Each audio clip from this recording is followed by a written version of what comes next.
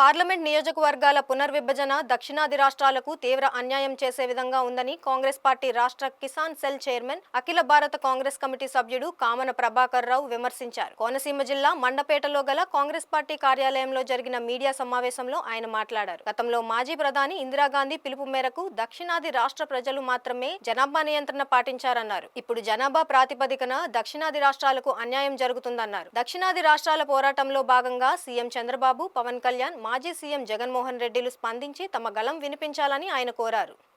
Article 82 ప్రకారం ప్రతి 10 సంవత్సరాలకి జనాభా లెక్కలో దేశంలో నిర్వహించవలసి ఉంటుంది. అది 1951 కాడి నుంచి 2011 వరకు అనేక సార్లు జనాభా లెక్కలో ఈ దేశంలో నిర్వహించడం జరిగింది. 1976 వచ్చేటప్పటికి అప్పటి ప్రధాని శ్రీమతి ఇందిరాగాంధీ గారు అధికారంలో ఉంటుండగా అక్కడ ఎమర్జెన్సీ పీరియడ్లో జనాభా లెక్కలో వేయవలసి ఉంటే ఎమర్జెన్సీ కదా అని చెప్పేసి దీన్ని పోస్ట్పోన్ చేశారు. పోస్ట్పోన్ చేసి అప్పుడు ఏం చేశారంటే 25 సంవత్సరాల వరకు ప్రస్తుతం ఉన్న ఏదైతే జనాభా ఉందో దాన్ని ఆధారంగా చేసుకుని డీలిమిటేషన్స్ నియోజకవర్గాలు పునర్విభజన చేయండి అని చెప్పేసి ఆ వేళ చెప్పడం జరిగింది. ఆ తర్వాత 2001 వచ్చేటప్పుడు తొమ్మిది నుంచి 2011లో జనాభా లెక్కలు జరిగినాయి. జనాభా లెక్కలను వేశారు.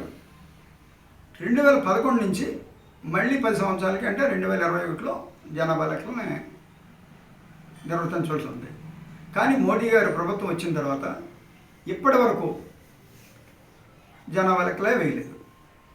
2001లో అప్పటి ప్రధాని వాజ్పేయి గారు ఉంటుండగా వారు ఏం చేశారంటే మళ్ళీ ఒక 25 సంవత్సరాల తర్వాత దీన్ని చూద్దామని చెప్పేసి ఆయన కూడా పోస్ట్పోన్ చేశారు. అంటే దీన్ని 2026కి ఇప్పుడు జనాభా లెక్కలు మళ్ళీ మనకి వేయవలసి ఉంటుంది.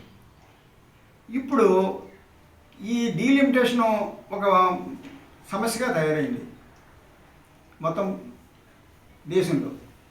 దీన్ని డీలిమిటేషన్కి ఇప్పుడు 26లో డీలిమిటేషన్ చేయాలి అంటే 26లో జనాభా లెక్కలు చేయాలి. జనాభా లెక్కలు చేసిన మరుక్షణమే డీలిమిటేషన్ మరు సంవత్సరం 27లో డీలిమిటేషన్ చేయాలి.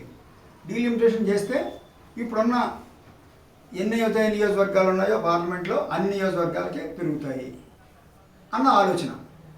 అయితే దానికి ఏంటంటే 76లో ఇందిరాగాంధీ గారు ఎమర్జెన్సీలో ఉన్నప్పుడు